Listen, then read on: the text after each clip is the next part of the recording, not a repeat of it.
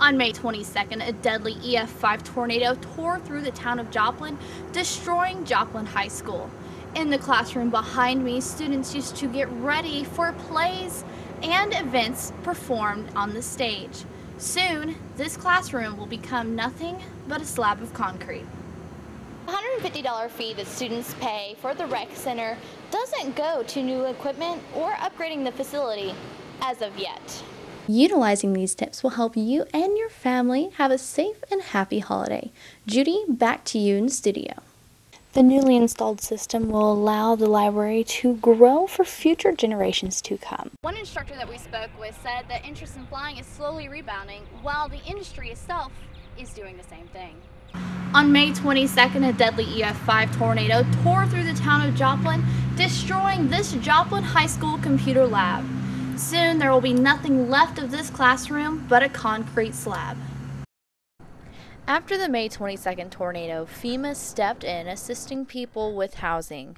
Priority went to families with school-aged children and households in shelters.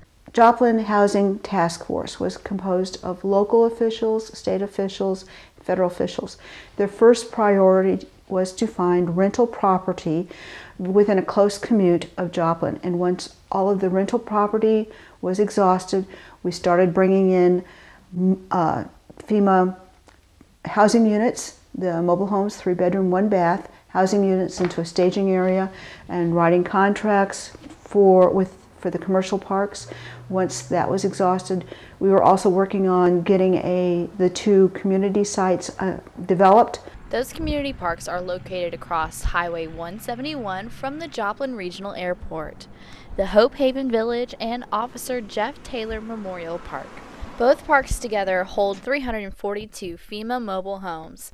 A third community park is in the process, Hope Haven 2, which will hold 51 FEMA mobile homes. Normally, they do not pay rent because they're in a FEMA mobile home.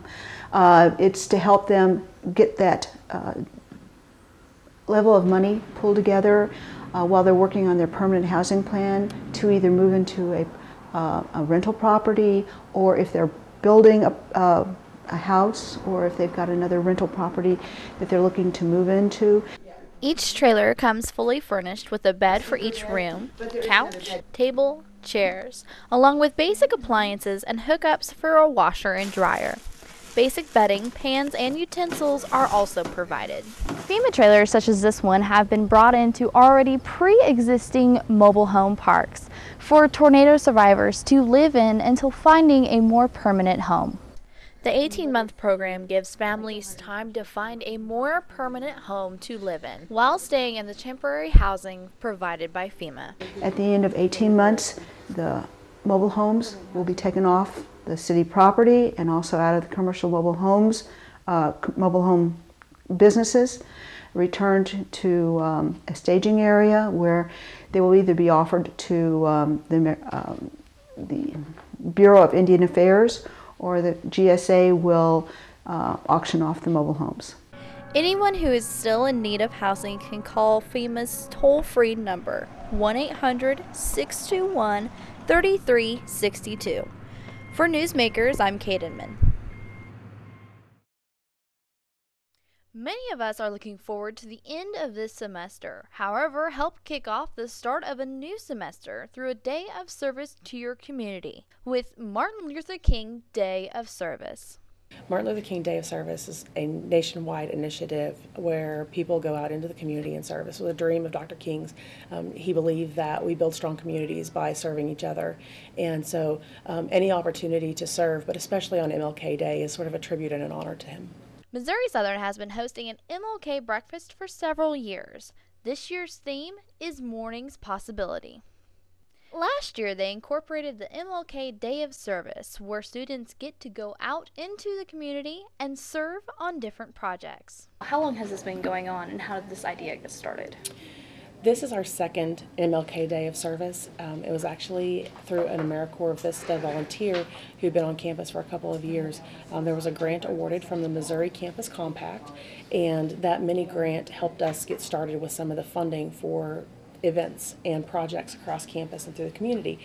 And so we've got another grant, and so we're matching up our organizations with our community members and kind of getting the ball rolling with those. Missouri Southern was one of 8 different campuses in Missouri that received the grant this year. We're working with East Middle with a library project.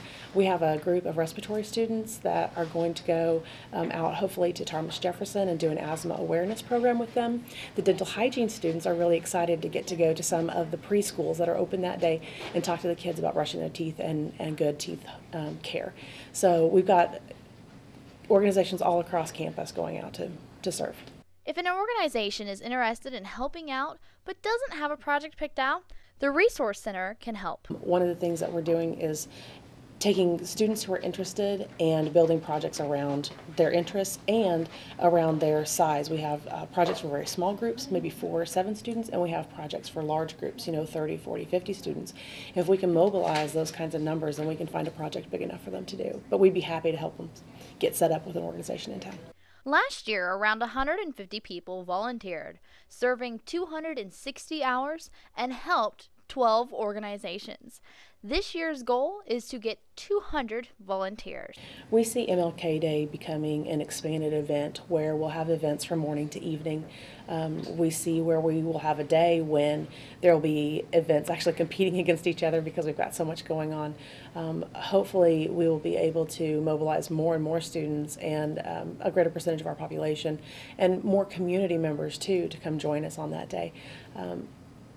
Eventually, we may end up with a week of service where we would have events throughout the week as well.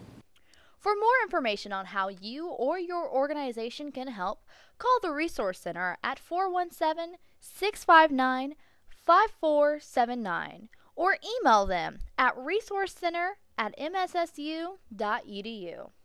For Newsmakers, I'm Kate Inman.